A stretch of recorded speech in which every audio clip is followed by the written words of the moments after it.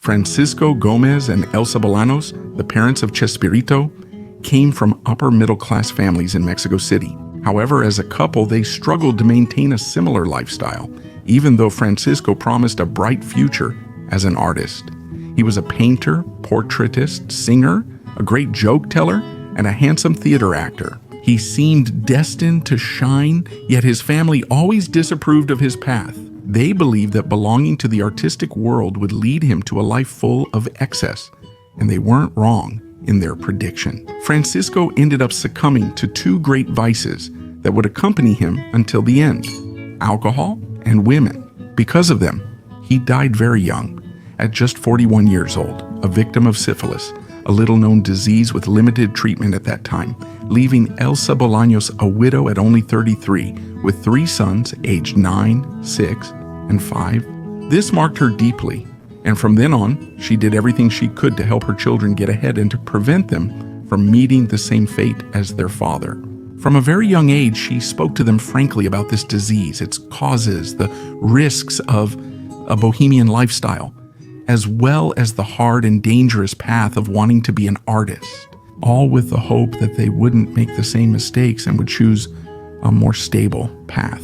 Of course, Elsa, immersed in the desolation of an early widowhood, never imagined that her second son, the one she brought into the world that night of February 21st, 1929, was destined to leave his mark on the lives of millions of people with his art. His name was Roberto, but the world would soon know him as Chespirito, the greatest comedian in the Spanish-speaking world. They didn't count on my cleverness. It was hard to imagine, since for many years Bolaños only had his mind on the huge debts left to him by Francisco Gomez. These forced her to auction off the family house and move with her children to a small and modest neighboring apartment, far from the comforts of the past. To maintain her new home, she had to work tirelessly as a secretary for an English-owned oil company called El Águila, which would eventually become Pemex after the oil expropriation of 1938. Although in her free time she continued doing one of the things she liked most, writing poetry. Meanwhile, Roberto Gómez Bolaños grew up as a curious, dreamy child.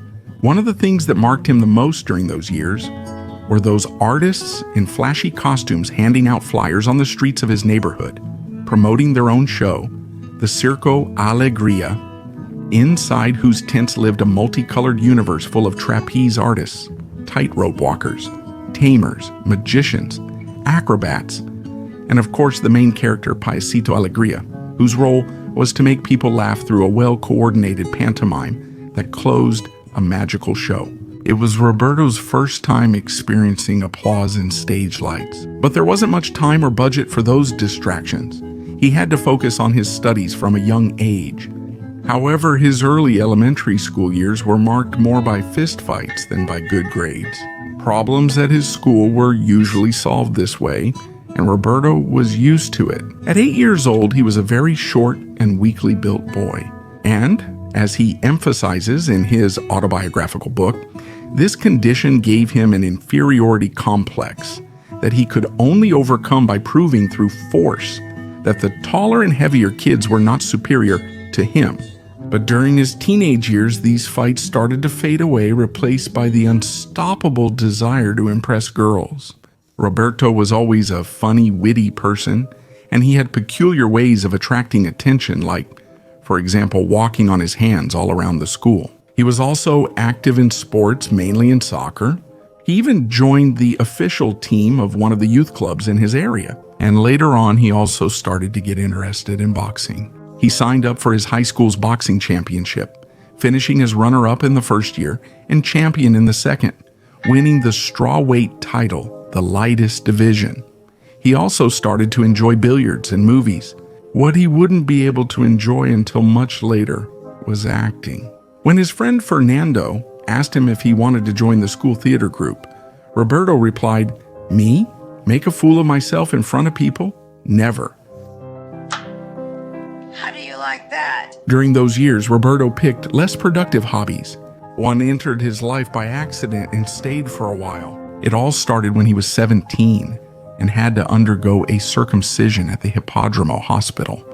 since one of his uncles worked there. On the very day of the operation, still recovering and driven by curiosity, he decided to bet 5 pesos on a horse. And something happened to him that often marks the beginning of a long descent into the vice of gambling addiction. He had the bad luck of winning his first bet.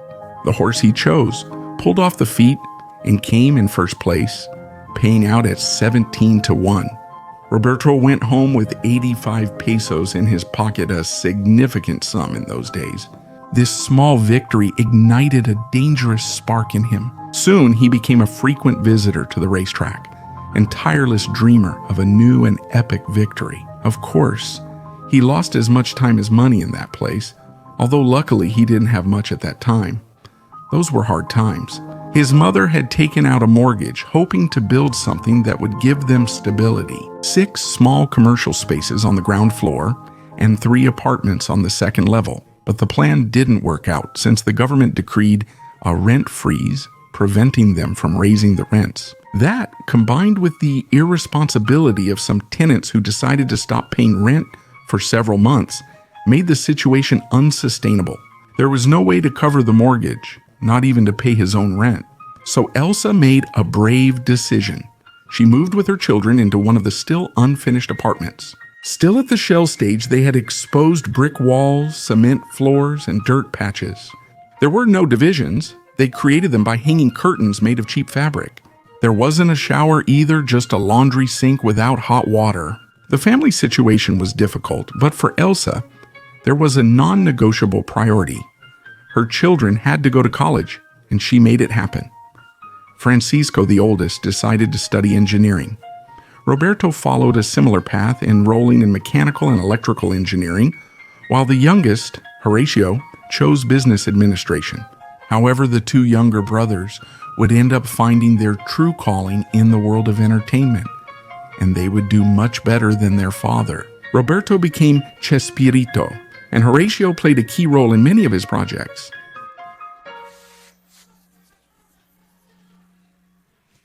Chespirito didn't really have a calling for engineering. He had idealized the career since childhood, thinking it involved building toys and clever mechanisms like those he made with his Uncle Oscar. He would soon realize it wasn't as fun as it seemed.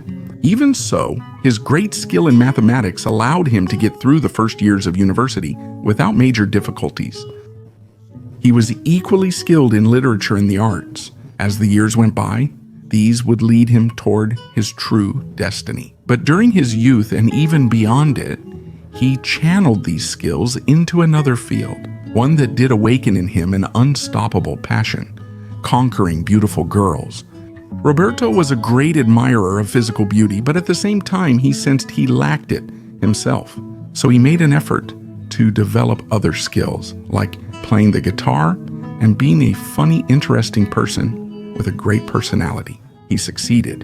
In college, he dated several women: Olga, Pina, Cristina, Pilar, Teresa, Rosita, names that would remain forever in his memory, but among them, the name Maria, nicknamed La Cucus, would always stand out, his first great love, as brief as it was meaningful. When La Cucus ended their relationship, Roberto felt his world collapse and chose to distance himself, wanting to run away as far as possible.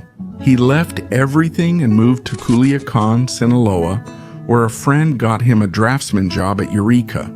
He had left college to dedicate himself to something very similar to what his father did, a decision that, of course, did not please his mother at all. So after 4 months in that city and with his heart a little calmer, he returned to Mexico City. That's when it happened. It was the year 1951. Roberto was 22. When he saw her for the first time, she was just as he had dreamed. Brown hair, a sweetly beautiful face, and slightly shorter than him. It was as if someone had tenderly drawn the ideal woman. And suddenly there she was, standing in front of him. Her name was Graciela, and she worked at a bank, but she was hiding a big secret. She was only 15 years old and had decided to lie about her age to get the job. Roberto was surprised by the revelation, but it didn't stop him. He was deeply in love with her and didn't want to wait longer. He decided to confess soon, to ask her to be his girlfriend, but she rejected him immediately. She told him she couldn't see him the same way. The look of disappointment on Roberto's face was so great that it moved her and made her take a step back. Although hope is the last thing to die, she told him. The hopes inside Roberto were rekindled, and it wasn't long before he dared to insist again. He picked a trendy ice cream shop in the Del Valle neighborhood this time. Graciela was determined to reject him again. She had the words on the tip of her tongue, but just at that moment, as if it were fate, La Cucus, Roberto's first great love, walked through the door. This unexpected appearance made Graciela radically change her decision. She turned to him and impulsively said yes. The teenager had no idea then how decisive that impulse would be in her life. Roberto felt that he had triumphed in love. Although professional success still eluded him, he had managed to get some jobs to make ends meet, which he hated, especially the last one, a position at a company dedicated to manufacturing beams, rods, and other steel products. One day, overwhelmed by that routine, he picked up a newspaper, hoping to find something different. And the first thing that caught his attention was an ad that said, "Production apprentice for radio and television, wanted, and writer apprentice in the same field." The advertising agency was called Darcy and was located on Reforma Avenue. When he arrived, he came across a long line of about 50 to 60 people. All of them were applicants for the production apprentice position, while next to them, with only 5 or 6 applicants, was the line for the writer apprentice position. Roberto, without thinking too much about it, chose the less competitive line, since in it, he would have a better chance of leaving his current job. That simple detail made Roberto make a decision that would end up shaping the rest of his life. That day, without knowing it, he chose to become a writer. It was by accident, really. The problem arose when they asked him to present something he had written himself. Roberto didn't have one, but remembered contributing to his neighborhood's weekly newspaper humor column a few years ago. The next day, he took one of those texts to Darcy's office. The unique humor in his story made a good impression. Was it enough for him to get hired? Of course. It also helped that he was the only one willing to accept such a modest salary, 350 pesos a month, far below the 600 he earned at the steel factory. But that detail quickly became secondary when he found something that made up for everything. He really loved the job. Roberto began his career writing scripts for a radio show called Musical Gallery, where each episode paid tribute to a famous composer. The dynamic consisted of dramatizing some of the musician's personal anecdotes, which meant that Roberto had to interview him beforehand. This allowed him to personally meet several of the country's most famous composers, like Manuel Esperón, Gabriel Ruiz, Gonzalo Curiel, and of course the great Agustin Lara, all authors of many of the most iconic Mexican songs. The work environment also captivated him. He made great friends in the agency's offices, many of them prominent figures in the television world and writers of remarkable talent. That fertile environment inspired Roberto to fully commit to his new profession. With discipline and tireless curiosity, he began to learn about punctuation, verb tenses, metrics, syntax, and above all, he discovered the sensitivity that good storytelling requires. He understood that writing was not just a technical act, but an intuitive art where words coexisted with silences and harmonies. That's how his fascination with euphony was born, with that pleasant and fluid sound that turns text into silent music. He understood that good prose should reach the reader like a soft feather and remain floating in their memory like a well-composed melody. Roberto began to notice that he had a certain talent for transforming the simple into the extraordinary. Driven by this discovery, he decided to participate in a contest organized by the newspaper La Afición, which called for an article about the 1955 Pan American Games motivated by enthusiasm. He encouraged himself to sign up, and thanks to his agile style, mixed with an elegant touch of humor, he managed to share first place with another writer.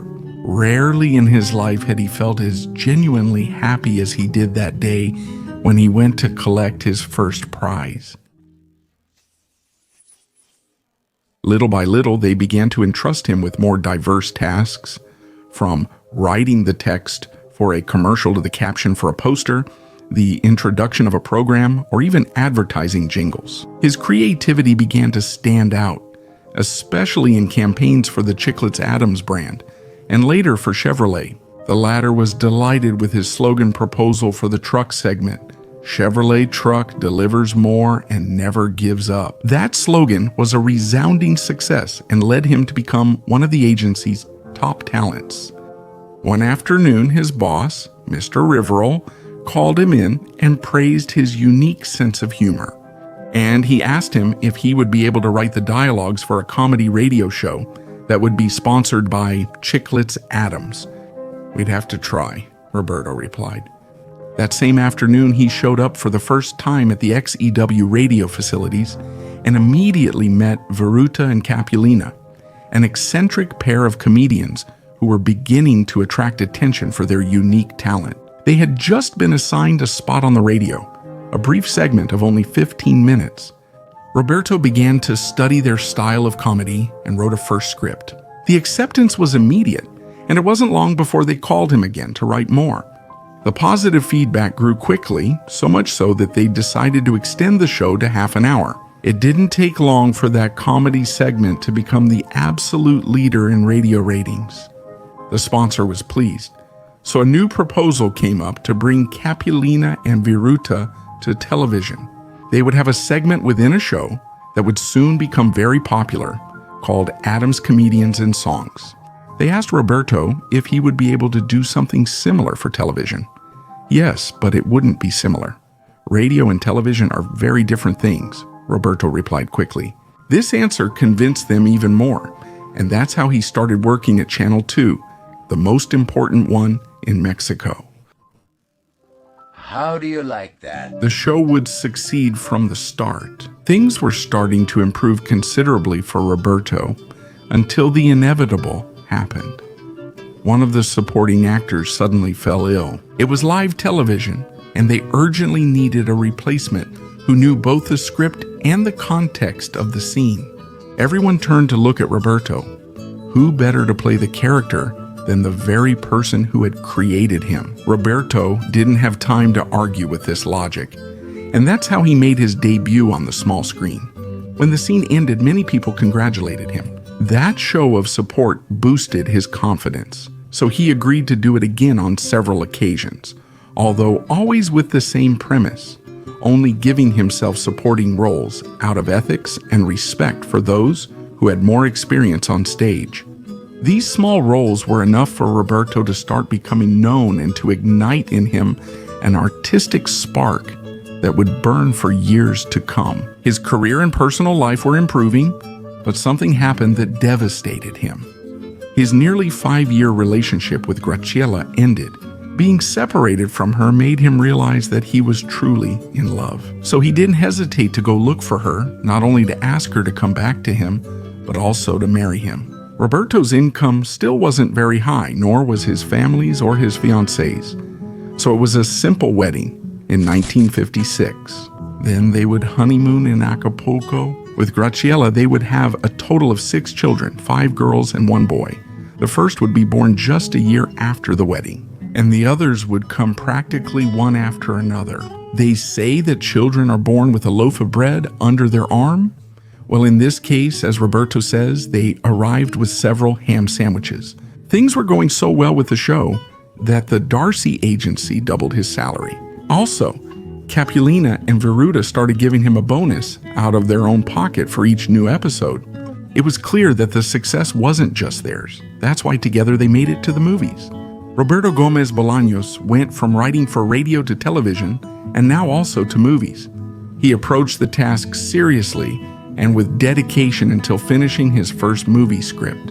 When the film's director, Mr. Agustín Delgado, reviewed it, he was delighted with the plot, the prose, the jokes, and that poetic and comedic language at the same time. "You're a little Shakespeare," he told him, a Chespirito, clearly referring to his talent and his 5'4" height. The nickname quickly became popular, among his fellow cast members. Gradually, it became Mexicanized and eventually became Chespirito, the name known worldwide.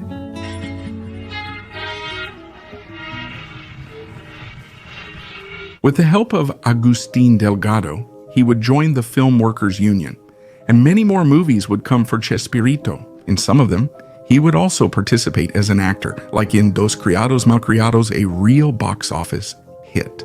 However, after many years of success, the famous duo of Viruta and Capulina began to fall apart due to ego, mainly because of Capulina, the chubby one, who was convinced that he was the real star. One day, tired of the situation, he confronted Viruta and told him that they shouldn't earn the same since he was the one who made people laugh.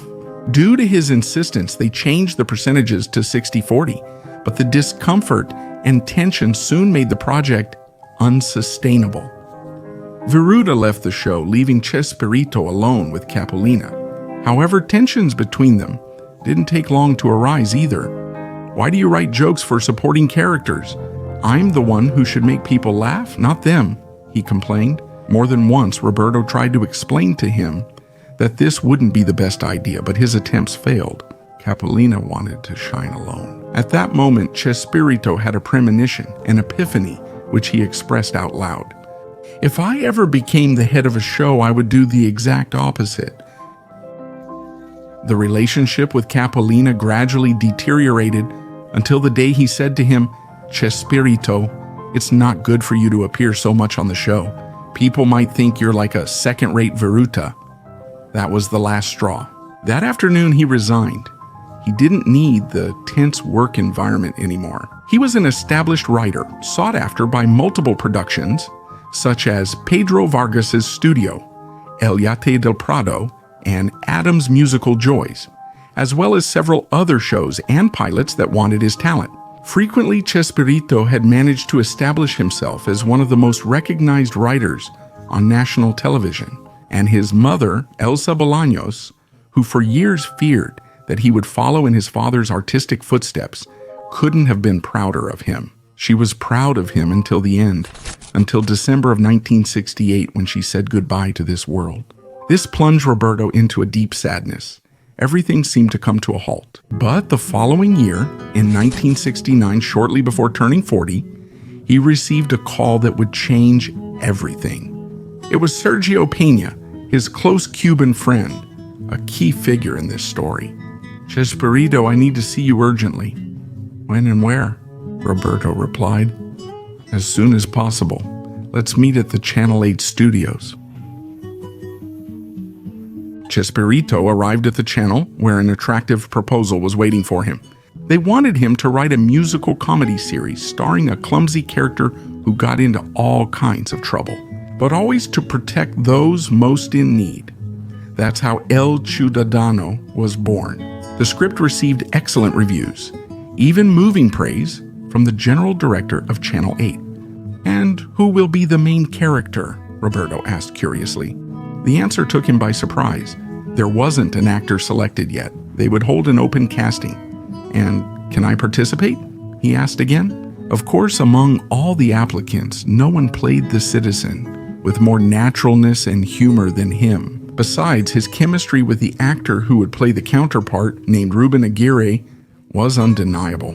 Chespirito was immediately chosen for the role, and that was one of the happiest moments of his career. For the first time, he would star in a show written by himself, El Ciudadano Gomez. Shortly after, he was in the studio recording the first episodes. The pilots were a total success. They even called him from the offices to share some news. "The series is excellent, but we're going to have to shelve it." The news was devastating. Roberto didn't understand. They explained to him that the competition was about to play a very strong card. So the directors had decided to keep Citizen Gomez as an ace up their sleeve until the right moment arrived. He'll be our counterattack weapon. Against what? Attack. But the channel trusted him and didn't want to leave him without work. So his friend Sergio Peña called him after a few days and told him they had decided to give him 2 10-minute slots in a new Saturday show called Saturdays of Fortune. as well as creative freedom to do whatever he wanted, whatever he felt like. And that's how it was born, the super geniuses of the square table. The most best and least worst cultural show in all of Universal Television. I had kept the idea for a while, a parody of round table shows, a space where supposed geniuses would gather to debate major current topics, but from an absurd and fun perspective. The panel would consist of 3 main characters.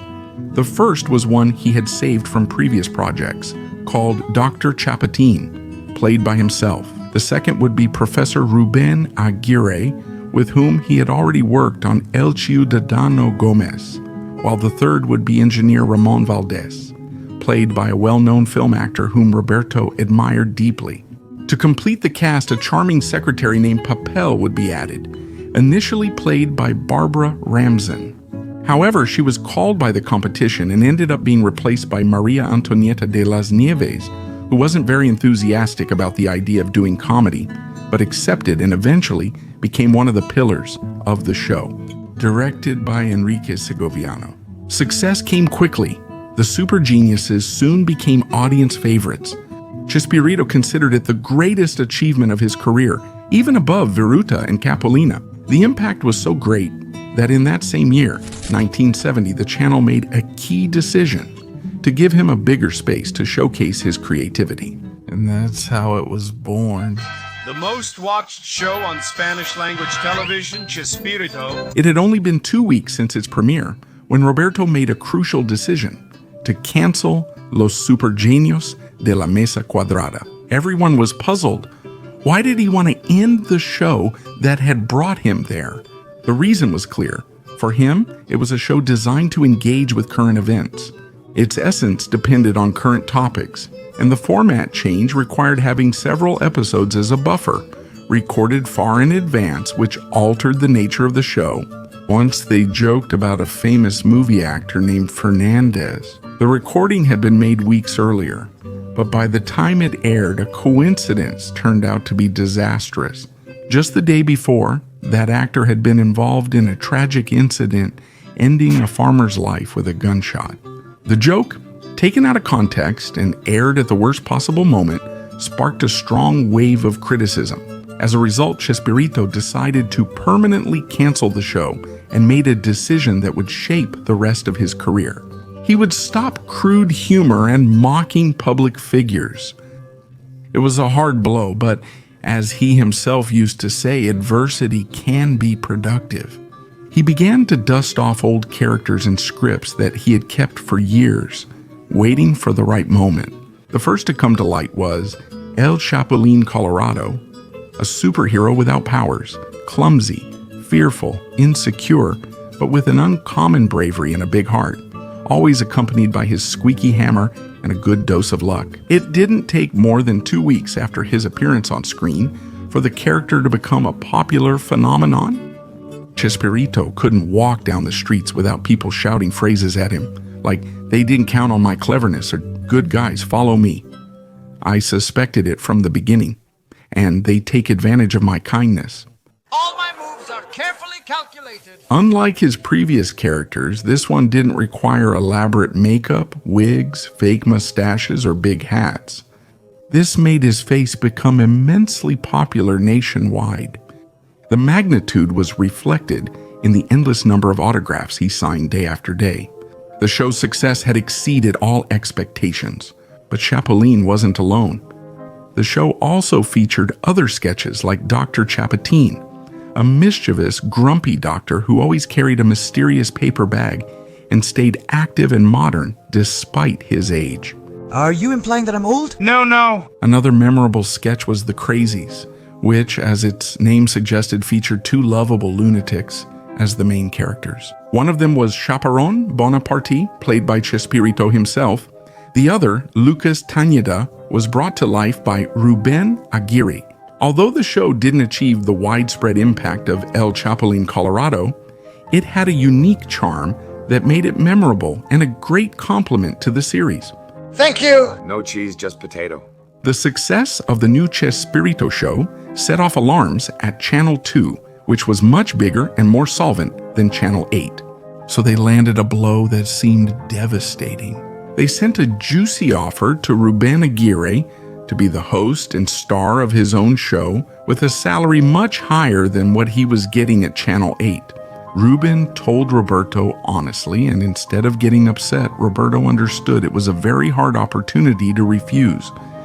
"The doors will always be open if you want to return," he said to him. That didn't take long to happen, but at that moment his departure left a big void. Some suggested he look for another actor to play Lucas Teñeda, but Chespirito was clear that this was not possible. That chemistry was irreplaceable. He shouldn't swap a character but create a new show instead. He thought about it a lot. He didn't want to improvise or repeat formulas. He looked for inspiration in everyday life, in old ideas that he had once worked on, but that never saw the light of day. He gathered everything he had: ideas, characters, concepts, his years of experience. He blended it all together, and with that innate talent for coming up with brilliant ideas, the show was born. It would be a sketch focused on the interaction between adult and child characters. The children would be mischievous, naive, curious, while the adults would be somewhat unbalanced, lacking patience, and easily irritated. All of them sharing the same space, a humble neighborhood where misunderstandings, mix-ups, and exaggerations would be part of everyday life. He saw a lot of comedic potential there, watched his cast closely, recognized their nuances, and began to design characters tailored to them. He began with himself, picturing an orphan boy as poor and restless as he was, clumsy, awkward, always hungry, and eager to play. If he wasn't causing mischief all around the neighborhood, it was because he had taken refuge in his safe place, an old barrel. And that's how the character of El Chavo was created. El Chavo would have a best friend, a mischievous little girl with missing teeth, innocently in love with him, just as hyperactive, but much more clever. The role of La Chilindrina was a perfect fit for María Antonieta de las Nieves. That little girl would have an unemployed, lazy, irresponsible, mischievous, bad-tempered, dishonest, and opportunistic father. What happened? What happened? But despite his flaws, Don Ramon would have a big heart. He deeply loved his daughter, whom he had raised alone since his wife died during childbirth. This character would be masterfully portrayed by Ramon Valdez, who already had a natural chemistry with María Antonieta, thanks to their previous work together on Los Supergeniuses de la Mesa Cuadrada. El Chavo also needed a best friend, another child his age, but very different from him. They lived in the same neighborhood, but he was better off financially. This would make him feel above everyone else. He would be a spoiled, pampered, and jealous child.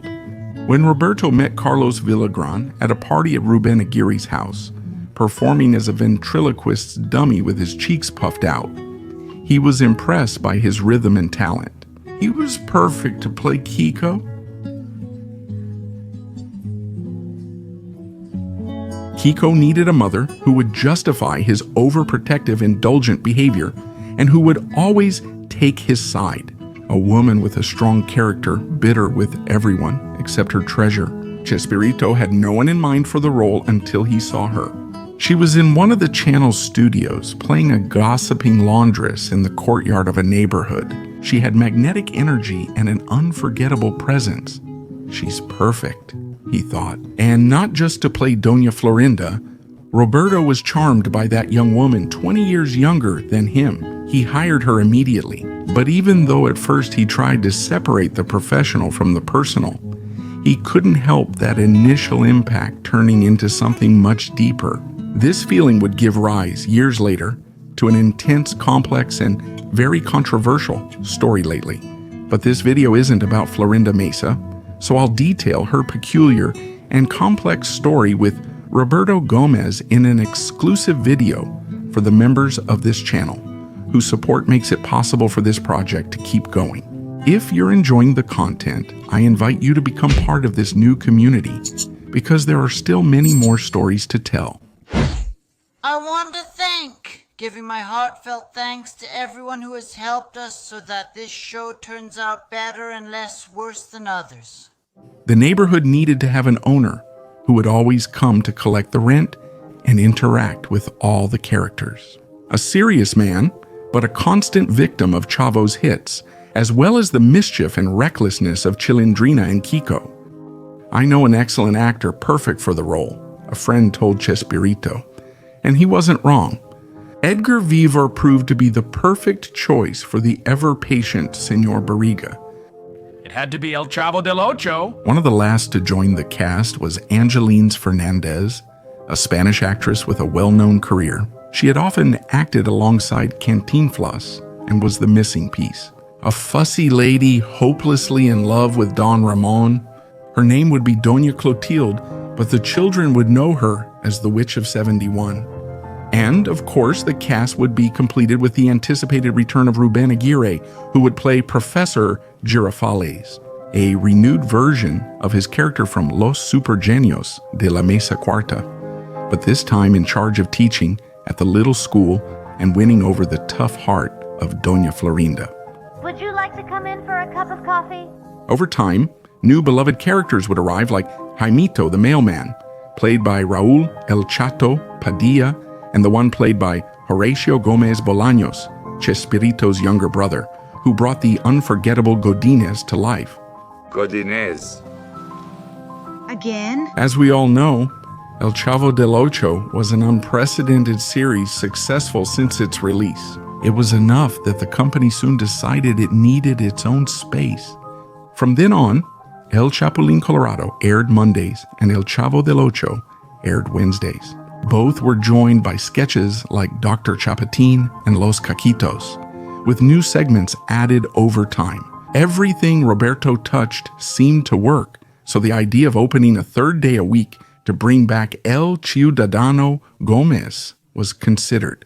The show went on air, but as the weeks went by, Roberto realized something inevitable. He was overwhelmed. Writing, rehearsing, and performing for 3 different shows each week threatened to affect the quality of the whole project. So they stuck with the 2 pillars, El Chavo del Ocho and El Chapulín Colorado, which worked wonderfully. This was something that the powerful Channel 2 could not tolerate. Hiring Rubén Aguirre hadn't solved the problem. They had to root it out from the source. So one day, through a mutual friend and several bottles of Dom Perignon, they made Chespirito an irresistible offer. Twice what he made at Channel 8, plus a 300,000 peso cash bonus. It was a lot of money. Chespirito accepted immediately, clarifying that he could only join in 8 weeks when his contract with Channel 8 ended. That night he got home and enthusiastically told his wife Graciela the news. They celebrated, picturing the future ahead. However, that same night he received another call with a correction that would change everything. They couldn't wait 8 weeks, his transfer had to be right away. Despite how excited he was, Chespirito declined without hesitation. He couldn't commit such a betrayal. The next morning, he was summoned by the executives of his channel who, upon learning of the competition's intentions, offered him the same thing. They doubled his salary, excluding the 300,000 bonus, but still greatly valued his loyalty. At a time when no one respected contracts, it was more a matter of honor and keeping your word. They take advantage of my kindness. However, that same year, a curious event occurred that would completely change the rules of the game. Channel 2 bought Channel 8, joining their interests and forming what remains to this day as Televisa. This union benefited everyone and made the ratings of the programs skyrocket. The fame of the characters reached unimaginable levels. Even the president of the Republic expressed his desire to meet them. What seemed like a local phenomenon would soon become a true Latin American boom. The first country to acquire the rights to the show was Guatemala, then came Puerto Rico, the Dominican Republic, Panama, and soon it would be distributed to the rest of the Central American countries. The first South American country to trust in the series was Ecuador. From there, a domino effect would occur. The show appeared on the screens of Argentina, Peru, Bolivia, Chile, Uruguay, Venezuela, Colombia, and Paraguay, all under the same negotiation formula. El Chapulín Colorado was the battering ram that opened doors. And once they were open, the executives would immediately offer El Chavo del Ocho, which would break all the molds. reaching an unprecedented level of popularity, achieving a success that no other television series in the history of Latin America has had or will ever have, including those imported from the United States. Once they were established throughout the continent, international tours began. The television phenomenon moved to the stage, and the results were astonishing. They filled national and Colombian stadiums, the most important arenas in practically every country in the region, managing to sell out up to 5 or 7 consecutive dates in each of them. The lines were endless. Those who couldn't get tickets would climb up nearby hills just to see them from afar, or at least to hear them. Airports were flooded with people, hotels were surrounded by crowds, and the streets would collapse with every appearance. That wasn't common. It was a kind of madness reserved only for bands like the Beatles or the Rolling Stones. They had become true rock stars, the most famous people in the Spanish-speaking world. They even sold out the legendary Madison Square Garden in New York more than once. Over the years, El Chavo del Ocho and El Chapulín, Colorado, would be dubbed into more than 50 languages, bringing their humor and unique style to corners of the world they never imagined, like Russia, Greece, Germany, Sweden, Turkey, Japan, China, and many more. Of course, along with the tours, the travels, and worldwide fame, came temptations as well, especially the most troubling ones for Chespirito, those beautiful fans who were looking for something more than just an autograph. Beautiful women were always his greatest weakness, so it didn't take long for him to cross the line into infidelity. What started as an exception soon became routine, and he no longer felt guilty or thought of his wife. His attention and thoughts were completely focused on Florinda Meza. All of this, of course, gradually ended his marriage.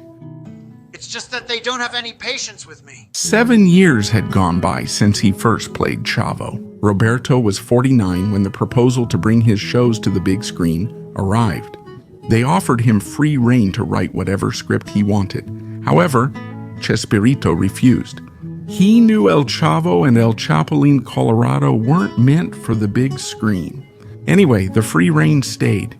He could write whatever he wanted, unrestricted. That's when he started shaping a new story about a water boy for a professional soccer team, a humble, clumsy character with a big heart who would face all kinds of mishaps, both on and off the field. That's how El Chanfle was born. We should have gone to see El Chanfle instead. The next key proposal was to record an album. Chespirito, who had become a prolific writer many years ago, had many songs written in his archives. The problem was that he didn't have any singing talent. Even so, the Polygram Company insisted that he should perform them himself, and he agreed, but with one condition. He had to do it together with his entire cast. The proposal was met with great enthusiasm by everyone except Carlos Villagrán, who already had a similar offer from another company. The rest of the group joined in right away. From these sessions, memorable songs were created such as What a lovely neighborhood. My shield is a heart. accompanied by songs like Still Young, The Corny Ones, Shurin, Fun Flay, and many other songs that added humor, tenderness, and an unmistakable musical touch. The album ended with Goodnight Neighborhood. All the characters' voices participated except Kiko. Carlos Villagrán's distance was starting to become noticeable, as well as his constant flirting with other productions and offers. His argument was clear and forceful. Kiko was the most beloved character in the neighborhood, within the most successful series in all of Latin America. And that was reflected in the tours, in the affection from the audience, but not in his salary. He believed his earnings didn't reflect his true value, prompting him to seek new opportunities, though he wasn't alone. Something similar happened with Ramón Valdés, María Antonieta de las Nieves, and Rubén Aguirre at the time, who exercised their legitimate right to follow different paths, to explore new opportunities.